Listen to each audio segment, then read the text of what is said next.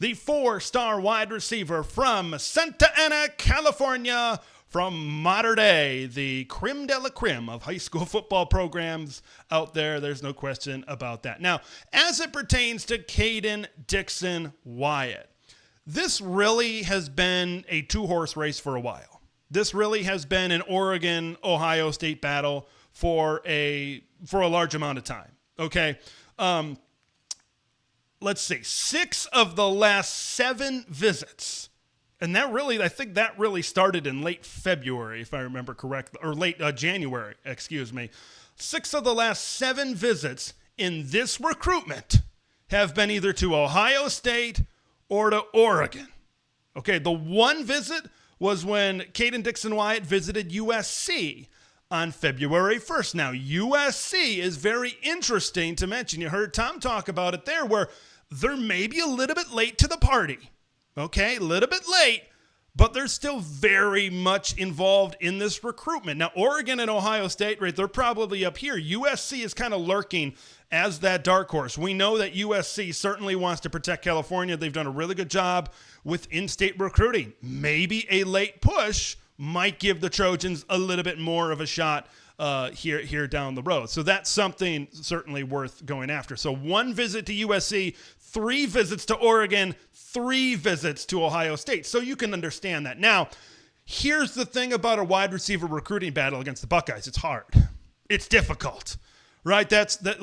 Whether we like it or not, that's wide receiver you. The proof is in the pudding, as Dan Lanning says. Jeremiah Smith, Marvin Harrison Jr., Chris Olave, Garrett Wilson, it's right there. It's right there in front of you. Brian Hartline has done a fantastic job. Now, here's one other connection and tidbit that if you're a viewer of TSOW, you certainly already know this because I've talked about this on the program before, but Chris Henry Jr. is a modern-day teammate of Kayden Dixon-Wyatt. So is there a little bit in-house recruiting going on over there?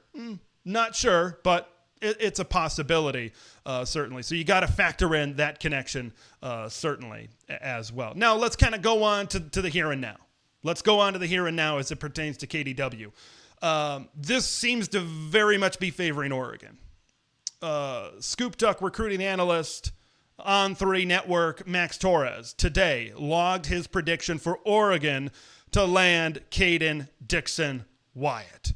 And there's been a lot of other juice coming out ever since his last Oregon visit that this seems to be becoming more and more. It is a growing possibility.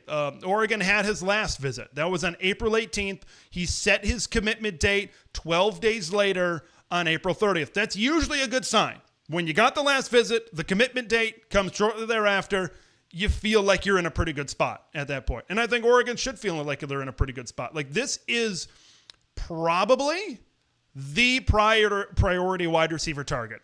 I know Messiah Hampton is sitting out there. Of course, Ross Douglas has the connection with having recruited him when he was over at Syracuse. So you got to factor those two things and tie those two things in, certainly. But Kayden Dixon-Wyatt has been a priority wide receiver, certainly, in this class to really hold on to that modern-day pipeline. That's something I think that we got to start talking about.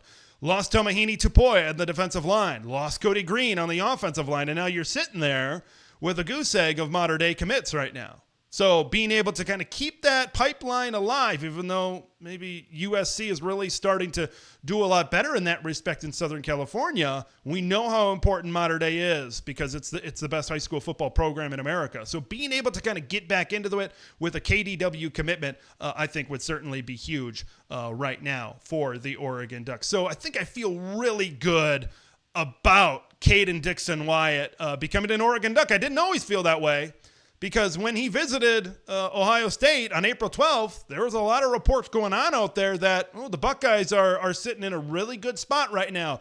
But there's some Ohio State people, there's some other people from kind of other maybe more neutral spots that recognize that this one certainly is carrying a lot of momentum in that favor. And really, when you look at the skill set of Kayden Dixon-Wyatt right now. You look at his frame, he's sitting there 6'2", 180 pounds. And the thing I really like about him is he is excellent at going up and getting the football, right? You watch it right here, the body control, kind of backpedaling a little bit there, but he's still able to adjust his body and get into great position to catch the football. On his modern day tape, he's running out of the slot.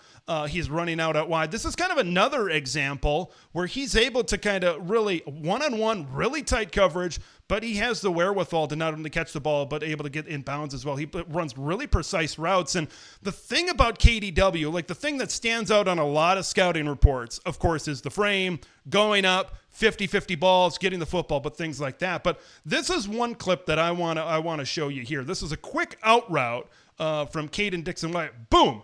Catches the football and then burst. That's one thing that when he gets into the open field, he can certainly show that burst. I'm not sure if he has that. I'm not sure if he has that vertical deep ball explosiveness, get over the top type of ability, like maybe some other folks that we've seen at Oregon. But he certainly has that one-on-one contested ball. Come down with the football. That's certainly where Kayden Dixon-Wyatt really excels in all of this. All right, folks, it is prediction time. Where do I think Kayden Dixon-Wyatt is going to go? I think he's coming home. I think he's going to be a Duck. There's been a lot of momentum, as I said, and a lot of chatter surrounding KDW right now going to Oregon. I think Oregon has put a lot of resources in him being committed to this class right now, and this would be a big win.